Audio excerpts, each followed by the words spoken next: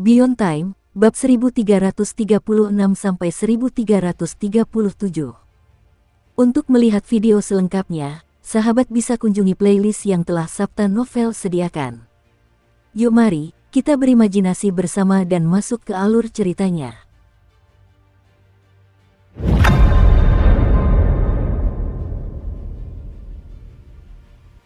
Cahaya pertama yang muncul saat Brilliant Heaven lahir. Di dalam dunia surga cemerlang, Su King duduk bersila di samping Erniu yang sedang tertidur, menatap bola cahaya di telapak tangannya, pantulannya berkilauan di pupil matanya. Di sampingnya, guru tua ketujuh juga duduk bermeditasi, memperhatikan Su King sambil berbicara perlahan. Lakukan apa yang harus kau lakukan. Aku akan berjaga di sini. Aku pun ingin tahu, rahasia apa yang tersembunyi di dalam cahaya misterius yang telah disembah oleh ras Dewa Langit Cemerlang sejak zaman dahulu kala, cahaya yang konon darinya mereka dilahirkan. Tatapan guru tua ketujuh tertuju pada bola bercahaya di tangan Su King. Ini adalah misteri yang telah mereka pelajari di masa lalu tetapi belum pernah benar-benar terpecahkan. Su King mengangguk, tangan kanannya, yang sebelumnya menopang sumber cahaya itu, tiba-tiba mengepal. Dengan cengkeraman yang kuat, dia meremas bola bercahaya itu. Sesaat kemudian, sumber cahaya itu berkedip-kedip hebat sebelum menghilang menjadi gumpalan cahaya yang meresap melalui kulitnya, mengalir ke dalam tubuhnya. Cairan itu mengalir melalui daging, meridian, dan tulangnya, menyebar ke setiap bagian tubuhnya. Saat proses ini berlangsung, mata Su King yang terbuka berbinar penuh intensitas. Auranya melonjak dahsyat, menyebabkan langit dan bumi bergetar. Angin bertiup kencang, dan awan berputar-putar di sekitarnya. Guru tua ketujuh mengamati dengan saksama, mengangkat tangan untuk memasang sejumlah segel pelindung di sekeliling mereka. Sementara itu, hati Su King bergetar karena takjub. Intisari asal, saat cahaya misterius itu meresap ke dalam tubuhnya, dia merasakan di dalamnya jejak esensi asal yang luar biasa murni. Meskipun jumlahnya sangat sedikit, kemurniannya menyaingi esensi asal yang pernah ia rasakan dari planet asal primordial di cincin bintang keempat. Penemuan ini membuat Su King sangat tertarik. Sebelumnya, baik saat menyerap cahaya dari anggota klan surga cemerlang maupun saat memegang sumber cahaya misterius ini, dia tidak pernah mendeteksi bahkan secercah esensi asal. Memukau, tenggelam dalam pikiran, Su King perlahan menyalurkan indera ilahinya ke dalam cahaya di dalam dirinya, menyelidiki kedalamannya. Namun, hambatan tak terhindarkan. Cahaya ini seolah memiliki kemauan sendiri, menolak pengawasan Su King dan menolak untuk menyatu dengannya. Tampaknya ia hanya mengenali ras Dewa Surga yang cemerlang. Bahkan ketika Su King memunculkan aura pagi di dalam tubuhnya, dan mencoba menggabungkan keduanya, proses tersebut tetap penuh dengan kesulitan. Melihat hal ini, niat dingin muncul di hati Su King. Sesaat kemudian, hukum tata tertibnya meletus hebat di dalam dirinya, mengalir deras melalui tubuhnya sebelum menghantam cahaya dengan kekuatan yang menghancurkan. Dia berusaha membongkarnya. Seketika itu, cahaya tersebut bergetar hebat, perlawanannya sangat jelas. Dinginnya tatapan mata Su King semakin dalam. Mengangkat tangan kanannya, pecahan cermin Dewa Abadi Miming muncul di telapak tangannya, memantulkan cahaya yang menyilaukan sebelum berbalik ke dalam, membanjiri tubuhnya. Ia melesat menuju sumber cahaya misterius itu, memperkuat penekanan yang dilakukan Su King. Seketika itu, cahaya yang disembah oleh ras Dewa Langit Cemerlang menjadi semakin bergejolak, namun cahaya itu terus melawan. Melihat ini, Su King melambaikan tangannya, memanggil lentera mata dewa yang diberikan oleh Guru Besar Bai.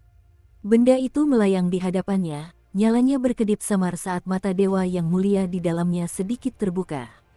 Cahaya ilahi melesat ke arah Su King. Tubuhnya bergetar saat ia menyalurkan kekuatan lentera, mengubahnya menjadi lautan cahaya yang mengamuk di dalam dirinya yang menghantam sumber cahaya yang terpendam. Saat disentuh, sebuah jeritan melengking, hampir tidak manusiawi, mirip dengan suara Dao itu sendiri, seolah-olah keluar dari cahaya misterius tersebut. Saat suara itu bergema, cahaya di dalam Su King berkedip semakin hebat, berjuang mati-matian. Namun di bawah serangan tanpa henti Su King, perlawanannya terus melemah. Waktu terus berlalu. Sehari kemudian, perjuangan dan perlawanannya akhirnya mencapai batasnya. Mampu bertahan seharian penuh di bawah kondisi seperti itu, cahaya ini sungguh luar biasa. Setelah menyadari hal ini, Suking membentuk serangkaian segel tangan, melepaskan hukumnya sekali lagi sebagai kekuatan terakhir untuk menghancurkan cahaya tersebut. Pada saat itu juga, pancaran cahaya di dalam dirinya tak mampu bertahan lebih lama lagi. Cahayanya meredup, dan saat cahaya itu memudar, indera ilahi Suking secara paksa menembus inti cahaya tersebut. Begitu persepsinya masuk, pikiran Suking bergetar hebat. Napasnya menjadi tersengal-sengal. Ini, apa yang terbentang di hadapan indranya adalah lautan esensi asal yang tak berujung. Konsentrasinya sangat luar biasa. Kemurniannya pun demikian. Jumlahnya yang sangat banyak sungguh menakutkan. Di bawah laut, Suking merasakan lapisan kristal yang tebal, seperti lembaran es. Inilah esensi asal yang telah melampaui sekadar kepadatan, mengalami transformasi wujud. Di sini, napas Suking menjadi semakin tidak teratur. Kini ia memahami sebagian dari misteri cahaya itu. Jika cahaya ini diibaratkan seperti lentera, maka esensi asalnya adalah sumbunya. Esensi asli di dalamnya telah mencapai kemurnian sedemikian rupa sehingga, melalui suatu susunan internal yang unik, ia memancar keluar sebagai cahaya. Oleh karena itu, tanpa integrasi yang mendalam, seseorang tidak dapat merasakan esensi asal di dalam dirinya. Tidak heran jika guru berkata bahwa legenda mengklaim ras Dewa Langit Cemerlang lahir dari cahaya ini. Pikiran Suking bergejolak karena kesadaran itu. Setelah muncul dari turbulensi ruang waktu cincin bintang keempat, ranah kultivasinya adalah seorang dewa musim panas, namun hukum tata tertibnya telah melampaui level itu, mencapai penguasa abadi. Dengan demikian, ia memegang kekuasaan hukum. Tanpa menyatu dengan wujud ilahinya, kekuatan tempur Suking dapat dianggap setengah langkah menuju dewa abadi. Satu-satunya yang kurang adalah esensi asal, jembatan dari dewa musim panas ke penguasa abadi. Namun, jumlah yang dibutuhkan sangat besar, sehingga kemajuan yang cepat menjadi sulit. Bagaimanapun, dengan ordinansi yang telah ia lampaui, jalan menuju penguasa abadi hanyalah masalah waktu dan akumulasi. Jika aku menyerap cahaya yang melahirkan ras dewa surga cemerlang. Suking menjilat bibirnya tetapi menahan diri untuk tidak langsung mengonsumsi esensi asal di dalam cahaya itu. Sebaliknya, dia mengarahkan indera ilahinya ke lautan esensi asal, lalu terjun ke bawah. Saat indera ilahinya menyentuh lapisan kristal di bawahnya, hukum tata tertib Suking meletus sekali lagi, diperkuat oleh hukum tata tertib Miming dan mata yang sepenuhnya terbuka di dalam lentera mata dewa. Dengan gabungan ketiga kekuatan tersebut, dia menabrak penghalang kristal. Dia berusaha menembus, untuk mengungkap apa yang tersembunyi di baliknya.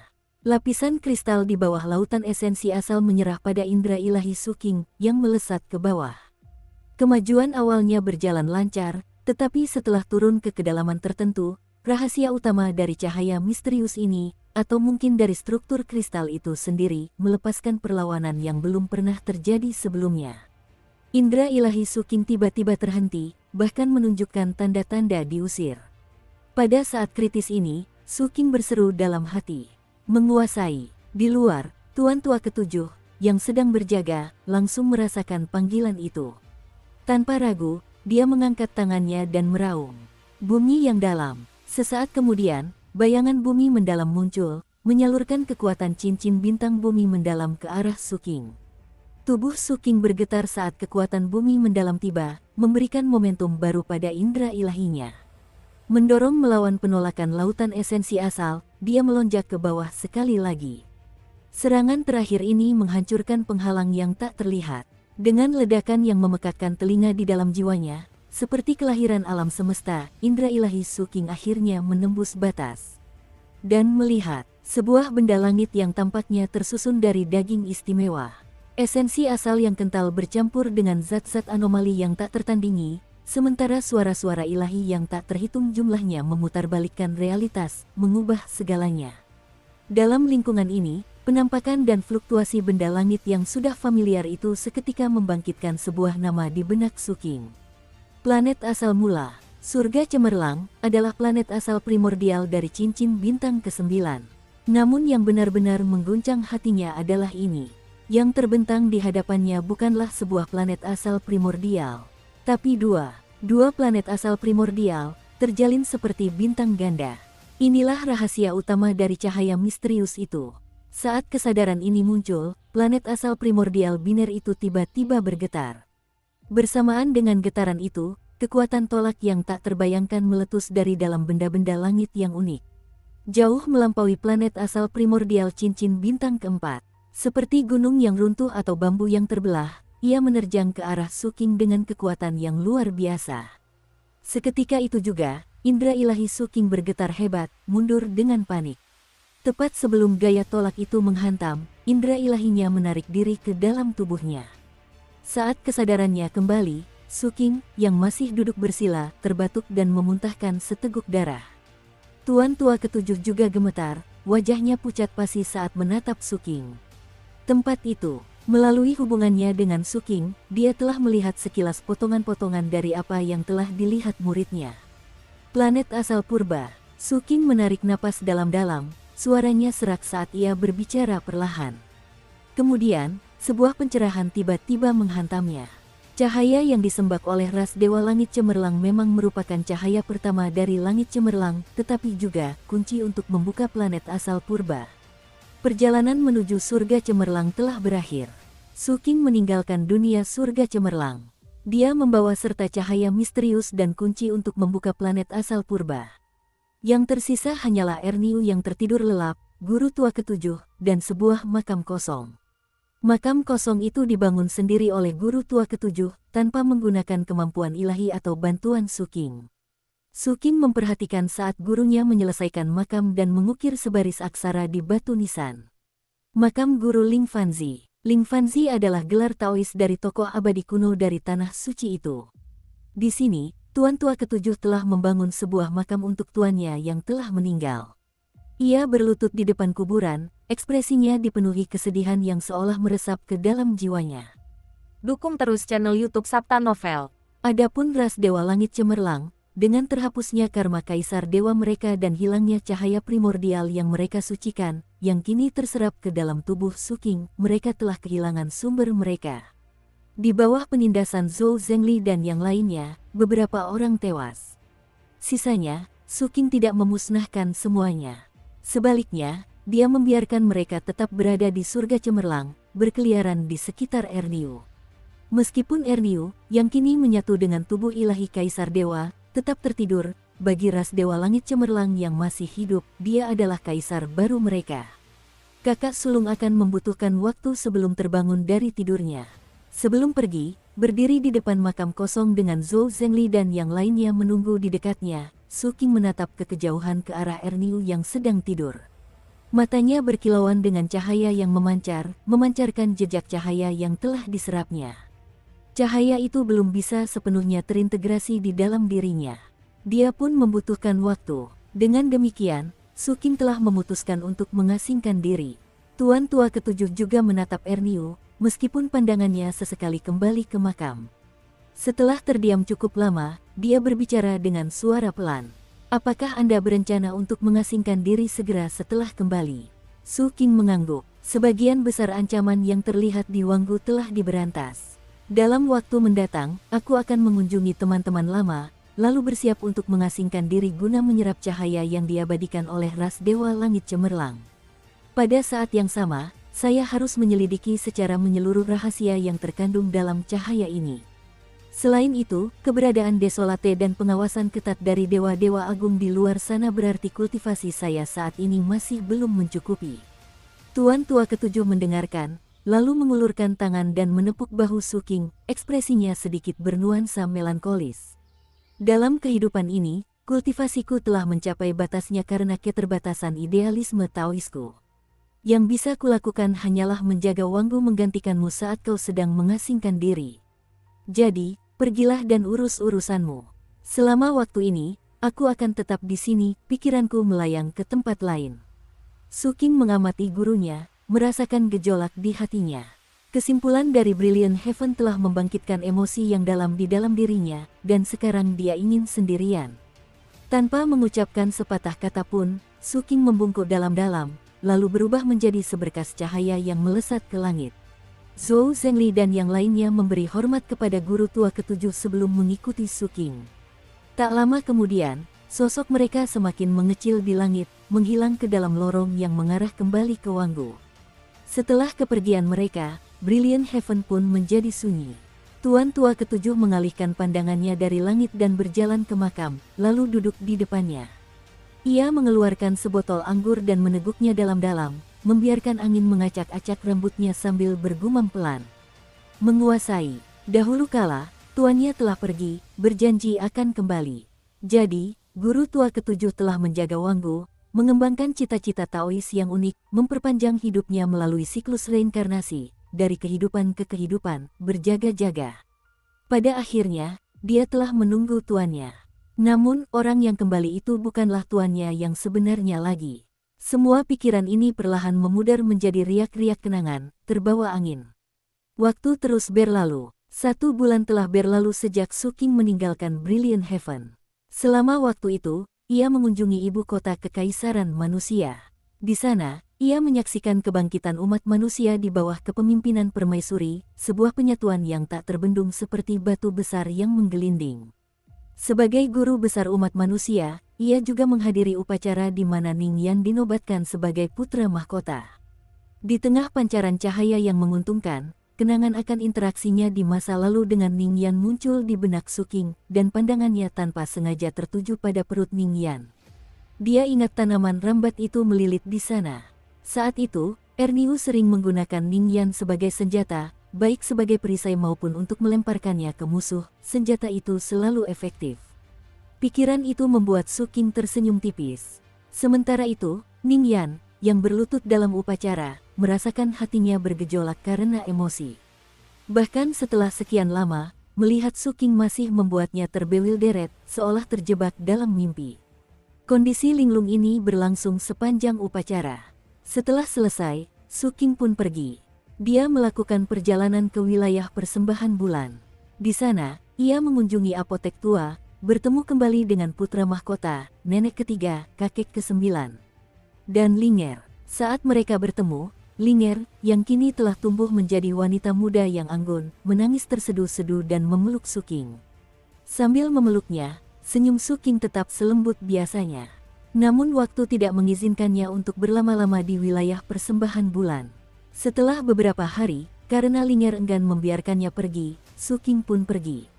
Sebelum pergi, dia menyalurkan keberuntungan yang telah dia ambil dari Kaisar Roh Kuno ke dalam garis keturunan Linger, memurnikan garis keturunannya dan memberinya keberuntungan seluruh ras. Kemudian, ia berangkat menuju benua Nanhuang. Di tengah perjalanan, melintasi laut tak berujung, Suking muncul di pulau tempat Yan tinggal, sepenuhnya membersihkan kehendak ilahi yang tersisa yang telah bersemayam di dalam dirinya selama bertahun-tahun. Hal ini mengembalikan emosinya ke keadaan normal. Sepanjang proses itu, Yan memperhatikan Suking dengan ekspresi yang rumit, bibirnya beberapa kali terbuka seolah ingin berbicara, namun pada akhirnya, dia memilih untuk diam. Di benua Nanhuang, Suking bertemu dengan lebih banyak teman lama. Dia melihat Ting Yu dan Chen Fei Yuan, dua murid lain dari guru besar Bai, dan menyampaikan kepada merekalah benih yang telah dipercayakan oleh guru besar Bai kepadanya. Guru belum wafat, jika kamu ingin mencarinya, tanamlah benih ini. Saat mekar, keharumannya akan menuntunmu kepadanya. Dia juga melihat Zhao Zongheng. Waktu telah mengubah banyak hal, tetapi Zhao Zongheng tetap sama, masih tergila-gila tanpa harapan pada Ding Sui, seolah-olah pengabdian ini telah menjadi inti dari jalan hidupnya. Adapun Ding Sui, dia pun tidak berubah. Meskipun puncak kesuksesan yang pernah diraih Suking kini berada di luar jangkauannya, perasaan yang pernah ia pendam akan selamanya terkubur di dalam hatinya. Lalu ada si bisu kecil, yang kemampuan spiritualnya termasuk yang tertinggi yang pernah dilihat Suking. Kultivasinya telah mencapai puncak ranah inti emas. Mengingat masa lalu mereka, Suking memberinya kesempatan untuk mencapai tahap Naschen Soul. Dan Zhang San, yang menyebut dirinya sebagai investor, dan bangga telah mendukung Erniu dan Suking, awalnya gugup selama pertemuan mereka, namun secara bertahap menjadi lebih rileks. Dia bahkan berbagi ambisi besarnya dengan Suking. Saya berencana untuk melakukan perjalanan melintasi Wanggu. Saya akan mengembangkan bisnis saya ke setiap sudut benua ini. Zhang San menyatakan dengan bangga. Suking tersenyum dan memberikan restunya. Saat fajar menyingsing dan hujan mulai turun, dia menyaksikan Zhang San berlayar menerjang hujan deras sebelum mengangkat pandangannya ke langit. Di atas, Phoenix api berputar-putar, mengirimkan pesan ilahi yang penuh kesombongan kepada Su Qing. Di punggungnya berdiri kakak senior kedua, melambaikan tangan ke arah Su Qing. Mereka bermaksud meninggalkan benua Nanhuang untuk sementara waktu, melakukan perjalanan ke wilayah lain. Di belakang mereka, seekor burung kecil dengan gigih berpegangan pada ekor Phoenix api, sayapnya mengepak dengan ganas. Su Qing terkekeh melihat pemandangan itu. Setelah sekian lama, diiringi suara hujan yang lembut, Su Qing berdiri di pelabuhan dan menoleh. Di bawah atap rumah terdekat berdiri seorang wanita mengenakan gaun berwarna cian, memegang payung kertas minyak, matanya tertuju padanya. Sudah lama tidak bertemu, Qing Qiu. Su Qing berbicara dengan suara pelan. Wanita di bawah atap itu tak lain adalah gadis kecil dari kamp pemulung bertahun-tahun yang lalu. Dalam diam, dia melangkah maju hingga berdiri di hadapan Su Qing, menatap matanya. Su Qing meraih ke dalam ruang waktu dan mengambil sepotong permen, lalu menawarkannya kepada gadis itu. Qing Qiu menatap permen itu cukup lama sebelum akhirnya menerimanya, menggenggamnya erat-erat di telapak tangannya. Setelah melirik Su Qing untuk terakhir kalinya, dia berbalik dan berjalan pergi tanpa suara. Setelah berjalan 100 langkah, sosoknya hampir tak terlihat di balik tirai hujan, suaranya kembali terdengar di telinga Su Qing. Saudara laki-laki Kit, seandainya saat itu, di kamp pemulung, saudaraku tidak membawaku pergi, seandainya aku pergi bersamamu ke Seven Blue Ties, seperti apa masa depan kita? Su Qing tidak mengatakan apapun. Qing Qiu menunggu sebentar, lalu memasukkan permen ke mulutnya dan menghilang di tengah hujan. Sambil menyaksikan kepergiannya, Su Qing berjalan-jalan di Seven Blue Ties, menyusuri jalan-jalan yang familiar dan melewati toko-toko yang masih diingatnya, mengamati keramaian yang semakin bertambah. Baik manusia biasa maupun kultivator. Dengan setiap langkah, kenangan muncul kembali, dan di setiap tempat yang familiar, seolah-olah dia bisa melihat dirinya yang lebih muda berdiri di sana. Lambat laun, hatinya menjadi tenang di tengah kenangan-kenangan itu. Akhirnya, dia tiba di pelabuhan 176, di mana dia mengambil perahu ajaib pertamanya dari sungai waktu dan menaikinya. Duduk bersila di dalam kapal yang bergoyang lembut, dia memejamkan matanya. Dan dimulailah pengasingannya.